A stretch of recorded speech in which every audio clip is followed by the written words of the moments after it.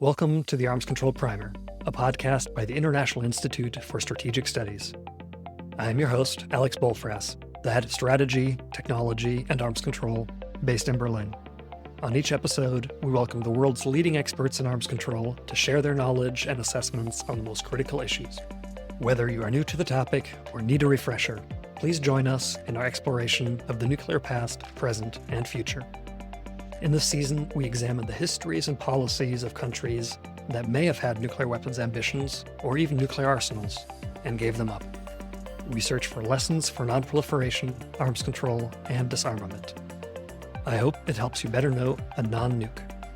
This is where they started to collaborate with the AQ Khan network. This is the Pakistani scientists that started to sell nuclear technology in an underground network. And Libya was one of its key customers. And as part of that, they provided parts and tried to develop a different route to building nuclear capacity, but again, also not very successfully.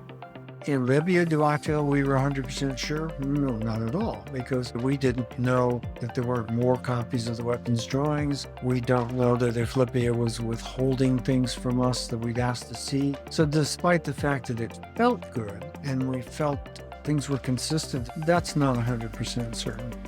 In December 2003, Libya made the surprise announcement that it would abandon its nuclear and chemical weapons programs and admit inspectors from the International Atomic Energy Agency and the Organization for the Prohibition of Chemical Weapons. It would also eliminate missiles with ranges over 300 kilometers to meet the limits of the missile technology control regime. Dr. Hassan Elbahtimy and Robert Kelley, a former IEA inspector, talked to us about the long history of Libya's nuclear weapons ambitions, the international partnerships they sought in furthering those, how the investigations went after the program was revealed, and what broader lessons can be learned from the Libyan model.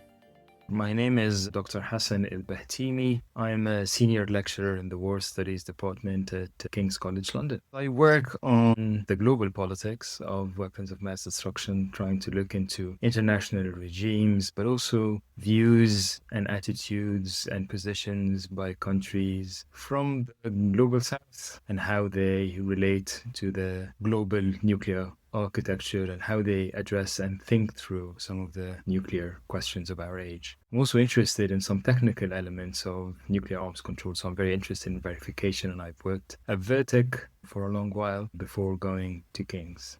It's interesting to think of the broader timeline of Libya's nuclear thinking, and that's to a large extent because of the long timeline. It's a timeline that starts from when Gaddafi assumed power as part of a revolution that deposed an old King Idris, and that was in 1969, all the way till 2003 when Libya announced that it is going to give up on its small nuclear program with emphasis on small nuclear program.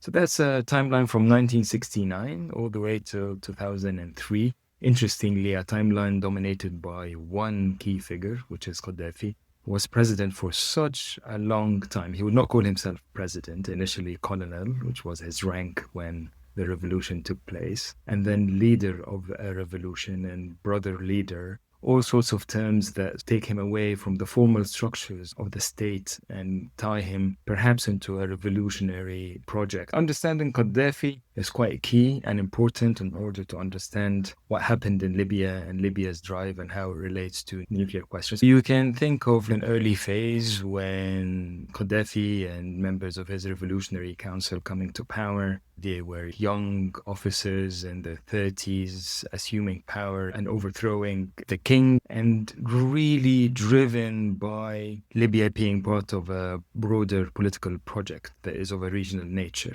They were Arab nationalists. They were thinking of their political project as a support, as part of a broader political project in the region for Arab unity, and espouses Arab nationalism.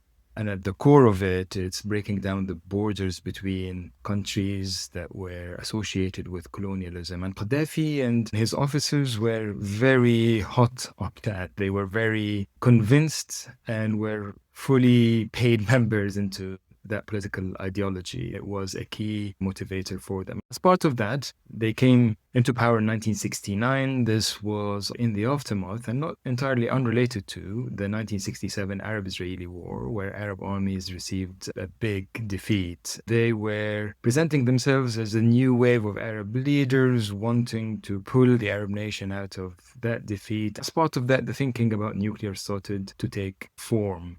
One of the early attempts in 1970 that shows actually also the inexperience of the Libyan leadership at the time, where they approached China, and because China is a developing country seen to have experienced colonialism, so they would identify more easily with it. But in 1970, one of the key leaders in Libya, in a trip to China, asked them whether they can buy a nuclear weapon in China. The Chinese officials politely declined that offer.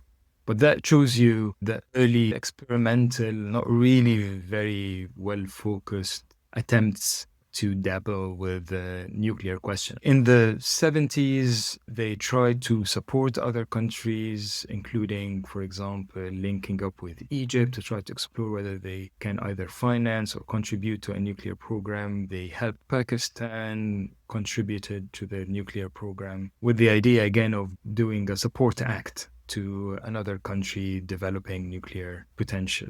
None of these projects really bore fruition, except obviously for Pakistan, who received a sum of money from Libya at the time. And you also need to put this into the larger context of the oil boom in the 70s that made Libya a country with cash to think how to spend. In the 80s, there was more of a drive to build internal capacity within the country. Libya is a country with a sparse population. It looks huge on the map, but is scarcely populated. And the scientific and technical institutions, in general state institutions as well, were in their infancy, not as developed. So the 80s were a time where there was a drive to procure and build up nuclear capacity, including collaboration with the Soviet Union to build the first research reactor and the ambition of a power reactor. That didn't lead to significant progress. A research reactor was built, but the power reactor project in this part of the world is also linked to desalination, which is freshwater is a problem that Libya has. Didn't really fly because of various reasons: Soviet skepticism of the value of the collaboration, some Libyan financial troubles, the lack of state capacity in Libya, and the lack of clear focus and dedication to the project. And then gives way to the 90s, and this where they started to collaborate with the AQ Khan network. This is the Pakistani scientists that started to sell nuclear technology in an underground network. And Libya was one of its key customers. And as part of that, they provided parts and tried to develop a different route to building nuclear capacity, but again, also not very successfully. And then the whole story ended in 2003 when Libya announced that it's going to give up its nuclear program, nuclear ambitions, and open its doors to inspectors and also intelligence officials from other countries take away whatever equipment they had at the time as part of a general package to rehabilitate Libya and bring it back to the international community at the time. I'm Robert Kelley. I'm licensed in the state of California as a nuclear engineer, and I worked on the nuclear weapons programs of the U.S. on the order of 35 years. During that time, I also had assignments at the IAEA, so I know a lot about nuclear weapons design, having built them, supervised building them, and worked on a lot of intelligence issues, primarily on the Soviet Union. And I find myself fascinated by the topic. As someone who built nuclear weapons in the past, it's exciting to be involved in trying to get rid of them. When we went to Libya, it was a very disorganized effort, and it wasn't going anywhere. Part of their ambitions were that everybody was milking money out of this nuclear weapons program, that it wasn't at all clear that their heart was in it. The man who ran the nuclear center at Tajura ended up being at the NBSR on the weapons side. NBSR is the National Bureau of Scientific Research. And one of the reasons it wasn't on anybody's radar because it had nothing nuclear in the title. It's a good one because it's one of these cases where we saw in a number of places the people actually doing the work, the ones you're going to be interested in, don't have nuclear in the title, and so nobody pays attention to them. He got a lot of money, and I talked to him what he used it for. He used it to rebuild the whole water supply and sewage system at Tajura because the place had been built in an area where everything had capped up and you could no longer get water out of the pipes and flush the toilets. And so he did things like that. And then I remember seeing a beautiful electron microscope that they purchased. I remember the company they bought it from in Japan, and they had this beautiful microscope. And we said, what do you plan to use this for? Why did you buy it? Everybody needs a beautiful electron microscope in a research program. How is this going to help the nuclear weapons program? Oh, I don't see how it will. They were very anxious to get their hands on the money, but there wasn't much sign that there was a coordinated effort to make sure they were doing the right thing. Libya looked to other countries to build up its nuclear program. Hassan Elbahtimy discusses the most important partners, as well as Libya's pathway to joining the Non-Proliferation Treaty, the NPT. The Soviet Union was a prime supply of technology in the 80s, but then relations deteriorated towards the late 80s. But it's within that context and in response to Soviet pressure that Libya ended up joining the NPT. And ultimately, Soviet Union provided Libya with the research reactor. But then the bigger ambitions for a nuclear power reactor never really materialized. We don't have a full, deep understanding of the internal conversation within Libya. It was an opaque regime for a long period of time. So the ins and outs of how that decision was taken is not clear. But there are some circumstantial evidence or some activities that were taking place at the time that would suggest that Soviet pressure was really important because they started collaborating with the Soviet Union, including through the provision of some nuclear infrastructure. And the Soviet Union was actually quite serious about proliferation. And I would probably hazard to postulate that it's through Soviet pressure that they said, we're going to provide you with this technology, but as part of that, you need to be part of this treaty where you commit not to develop nuclear weapons. It was tied to the supply of technology by the Soviet Union. An important international link and dimension is the relationship with Pakistan, the official program in the 70s, and that includes providing financial support to the Pakistani nuclear program. At the time, this was under Zulfikar Ali Bhutto, the Pakistani prime minister. And then in the 90s, and perhaps building on some of the networks that were already established from the assistance in the 70s, they linked up with A.Q. Khan, a Pakistani scientist that would provide nuclear expertise, nuclear materials that bore fruit. Robert Kelley talks about the time when the IAEA uncovered that Pakistan had provided Libya with drawings of nuclear weapons designs. Interesting that Khan sold them all these centrifuges, but he didn't sell them the UF6 they needed, the uranium hexafluoride gas. He didn't give them that, and he didn't give them any capability to make the gas. And so when you stop and look at it, he sold them a bunch of centrifuges for which they had no feed material. And the question is, was he planning down the line to supply them, or was he just trying to get rich off of supplying things that he knew they couldn't use? I always think it's kind of like the person who sells you a cell phone and they give you this beautiful iPhone something or other, but then to make it work, you've got to go and buy some kind of plan or whatever that costs a lot more than the phone did in the first place. That's probably where he was headed. He sold them all this stuff for the Centuries program, but later on he was going to blackmail them for the material they needed to put into it. Because they didn't have any way to make UF6. As far as we can tell, he never sold them the technology, even the ideas. IAEA, all of us there were very appalled when we learned that they had a set of drawings that apparently came from Pakistan and allegedly referred to a Chinese device, which is known as Chick-4. It was a stunning development. We were shocked, appalled, and really concerned that this barrier of not sharing nuclear design information had been breached. I believe that's the first time anything like that has happened as a giveaway or a sale of documents. Libya gave up its nuclear plans in 2003. Hassan Elbahtimy explains how that decision was made. You need to go into the politics of 2003. This was a time when Libya was headed by Gaddafi still, who had ruled from 1969 till 2003 at the time when that decision was made. And Libya, like many Arab countries at the time, had big question hanging over the leadership.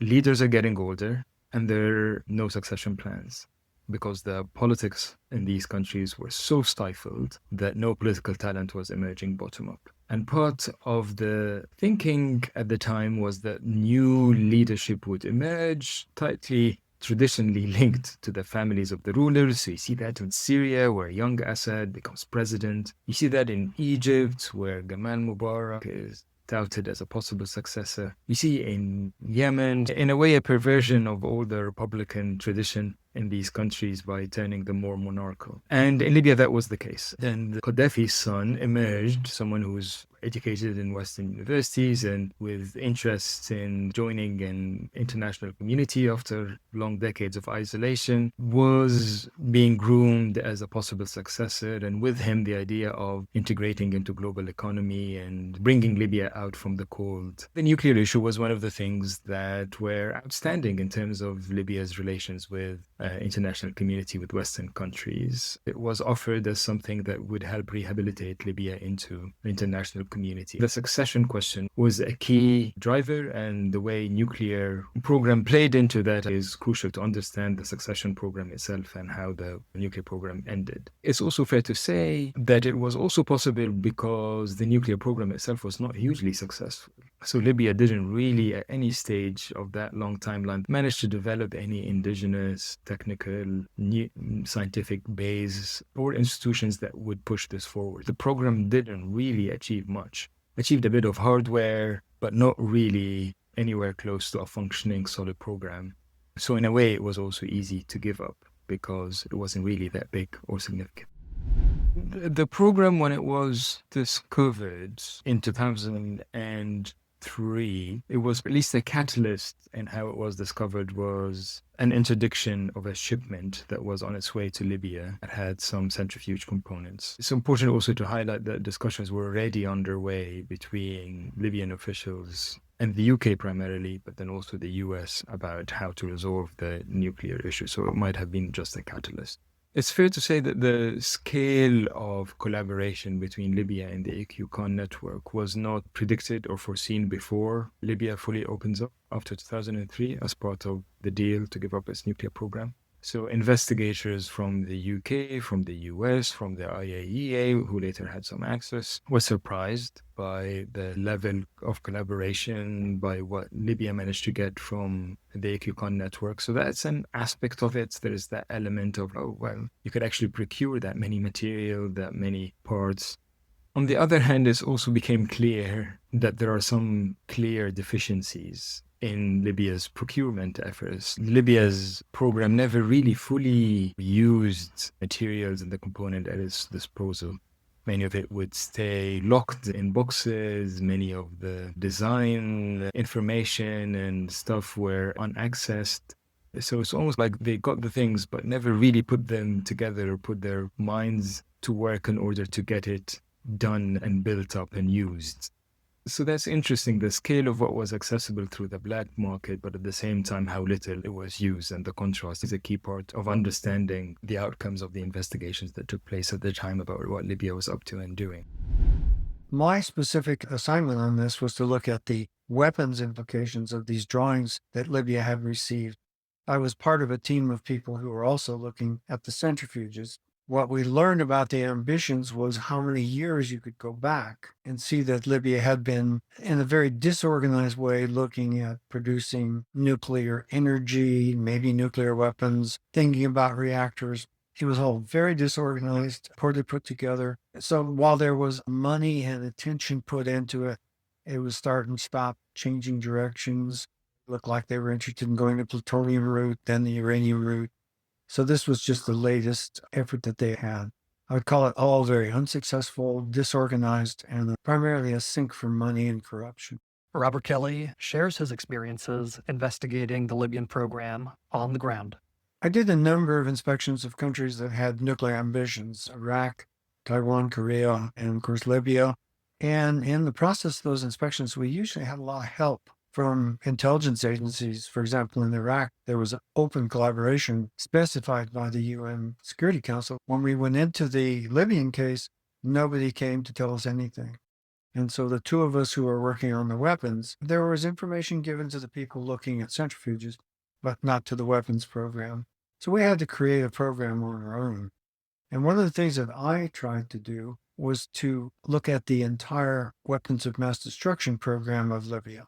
because there wasn't much on the nuclear. The nuclear didn't go anywhere, but the chemical program was quite advanced. They built large facilities, were making chemical weapons, storing chemical weapons, and as part of that investigation, back in 2004, an awful lot was found and taken care of, and of course their missile program was very significant. Had a lot of Scud missiles they acquired from the Eastern Bloc, and when we were there, we found them making Scuds using North Korean tools and North Korean materials. So the nuclear program was a very logical thing to tie to it. We did go into all of their manufacturing and R&D facilities that looked like they were military, and that was useful, but nuclear specific, there just wasn't anything. Their nuclear research center, for example, wasn't involved in the nuclear weapons program. So that was pretty much a closed door. We looked into that and could see no connection whatsoever. So tying it to the other WMD programs was very important. The important problem with the Libyan inspections versus, say, South Africa or Iraq was we didn't get any intelligence help.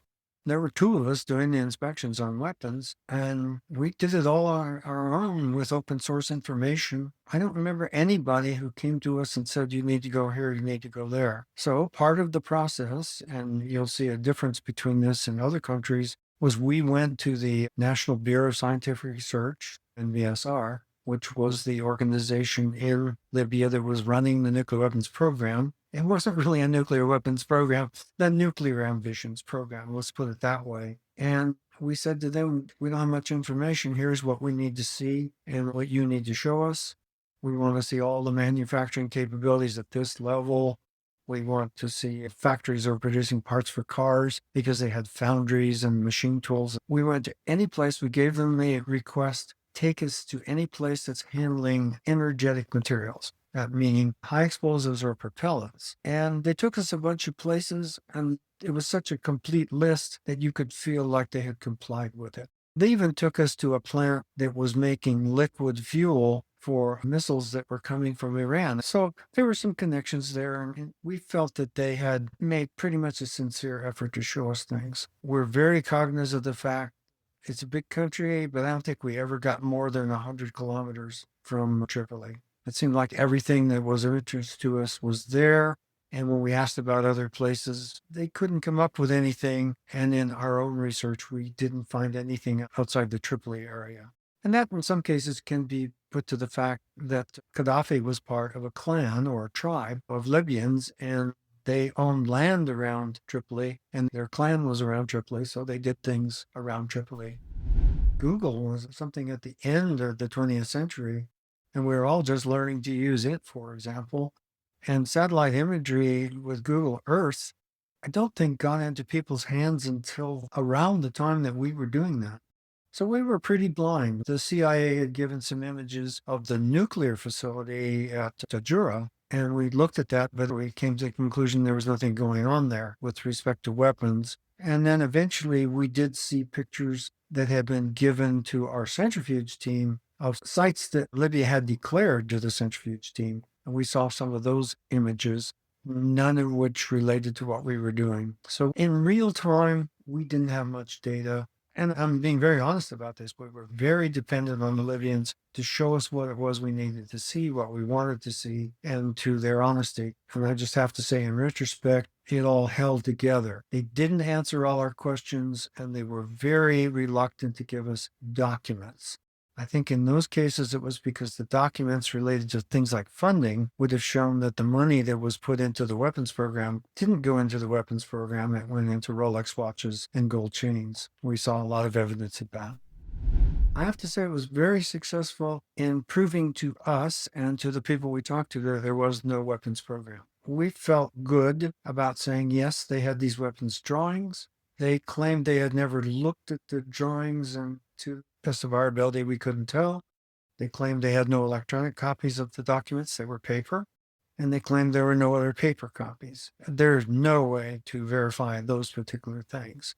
But when we went to the factories that we asked to go to, we went in particular to the missile facilities, which are very important.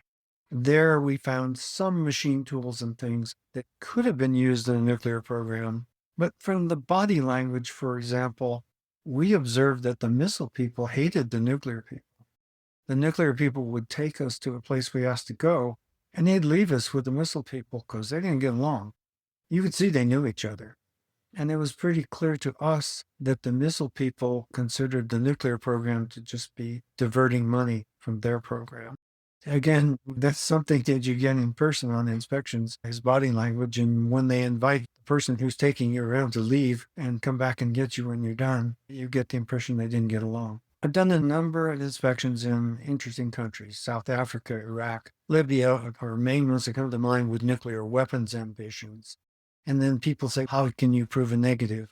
In the case of Iraq, we felt very good that we had turned over everything that was important. We also felt that there were a few things missing that we hadn't found. We didn't see them as a problem. We went to South Africa. I was the main one in South Africa on weapons. It was very clear to me. We saw facilities, we saw machines, we saw nuclear material that we could verify to the nearest kilogram or even better. We got to interview everybody in the country who we thought was of value, and they pointed us in various directions, and we used our own information. And you know what? I'm 100% certain that we didn't miss anything in South Africa because we had lots of cooperation, lots of data, good data like nuclear material measurements. And so as an engineer, you say, can you be 100% sure? And my answer is, yeah, as a professional person, we did it right. In Libya, do I feel we were 100% sure? No, not at all, because we didn't know that there were more copies of the weapons drawings. We don't know that if Libya was withholding things from us that we'd asked to see. So despite the fact that it felt good and we felt things were consistent and all, that's not 100% certainty. South Africa, we walked out saying, there's nothing else to find. And we were able to tell our masters that. In Libya, it was, we didn't find anything, and that seems reasonable based on what we saw. With its program uncovered in 2003, Libya pledged to accept the IAEA Additional Protocol, granting the agency more inspection rights. Hassan Elbahtimy discusses the Libyan model in this context. It's an important dimension because many officials talk about the Libyan model. It's just become something that is talked about a lot in non-proliferation, or at least pushed forward by some policymakers. And the Libyan model is basically providing Libya as a blueprint of how to address some of the nuclear proliferation challenges. So what is the Libyan model? What happened in Libya? Libya was through backdoor, back channel diplomacy, agreed a deal to give up the entirety of its nuclear program. And in return, get a package of inducements, whether relief of sanctions, investments being integrated into world economy. And in a nutshell, that's the essence of the model. I think it's sometimes over-enthusiastically used as an attractive model for other countries, and that's because Libya's nuclear effort and nuclear program itself was largely unsuccessful. Some of the key nuclear challenges we face are programs that are much more developed, much more successful, much more institutionalized. Therefore, carrying it over as a model for other countries can sometimes face that discrepancy in terms of the scale of the program and how successful it is. But I think it's also has become tied into all sorts of frustrations. The Libyans were clearly frustrated after they came out and got rid of their nuclear program. Gaddafi and others from the Libyan regime were on the record saying they are dissatisfied with the deal that they have struck, that they thought they would be more integrated, more quickly integrated, would get more benefits from giving up their nuclear programs. After that, any illusion that a deal like that can give some form of regime security has become also tenuous given what happened in Libya, which I think also demonstrates what little leverage some countries might have, because what happened in Libya in 2011 is a mass popular revolt against Gaddafi.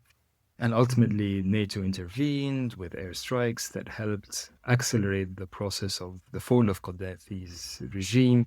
But ultimately, those who would say we can give regime security for giving up nuclear program now have a problem to market that or make it appealing given what happened to Gaddafi. And if anything, that also shows the limitation of providing some regime security, specifically when there is popular discontent. So Gaddafi ended up dying a brutal death, and giving up nuclear program didn't help him stay in power. Our guests share their takeaways and lessons learned from this curious case.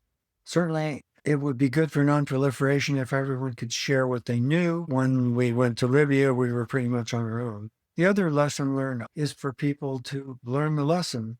We went there. We found that there was no nuclear weapons program. We documented that they had a bunch of drawings. We documented that they hadn't done anything with the drawings as far as we could tell. We, to the extent of visiting facilities around the country, didn't see any sign that the weapons program had been done. And then you read people writing papers afterwards. People say, if Gaddafi hadn't given up his nuclear weapons program, he'd still be alive today. Well, he didn't have a nuclear weapons program. So, what's the point? And they keep trying to compare this with Kim Jong-un and DPRK and saying, this is the reason he's not giving up his program. We should be more careful in distinguishing hardware, materials, components, infrastructure, and a functioning nuclear program. Because Libya at various points managed to get bits and pieces of this and that, but never really managed to put it together in a way that constitutes a thriving, successful nuclear program. So it helps us understanding, calibrating what it means to have some components and how far that can take you. And what the Libyan case shows, that without clear political commitment, without clear, successful, strong institutions that can drive that effort forward, that the output can be quite humble and not very successful. And I want to mention the work of my colleague, Professor Malfred Braut-Hagehammer, who looked into this question deeply about state capacity and its role in influencing nuclear programs, specifically in the Libyan case. So it's that discrepancy between having the resources, which is something that might be needed for a successful nuclear program, but not exclusively. You also need to have other stuff, including institutions, human capital, management of the program. Also, the Libyan case helps us perhaps also consider the challenges of having a dictator or a centralized government and what that means for nuclear programs. Because sometimes the impression is with more centralized power that you can have more successful nuclear programs. But in the case of Libya, you see a political leader that defines himself outside state structures, thinks of himself as a thinker rather than a statesperson, dabbles with ideas, but not really a manager, thinks of himself as a ruler, philosopher rather than a political leader. And that style of leadership is one that is not very conducive to running big, technically demanding projects. Is not very good at building things. The other thing is obviously also state capacity. We've talked about institutions. And in the 70s, Libya started what it called the Cultural Revolution, modeled on the Chinese Revolution, but not exactly, like with some differences, where it dismantled state structures and started what is called ruling by popular committees. And what that did is that it further weakened state institutions that were already actually weak as a result of Libya's political history before Gaddafi. And that led to some challenges in terms of putting together good institutions and state capacity that can help nuclear programs to thrive. Thank you for listening, our guests for speaking, and the European Union Non-Proliferation and Disarmament Consortium for funding this series. Until next time, stay optimistic.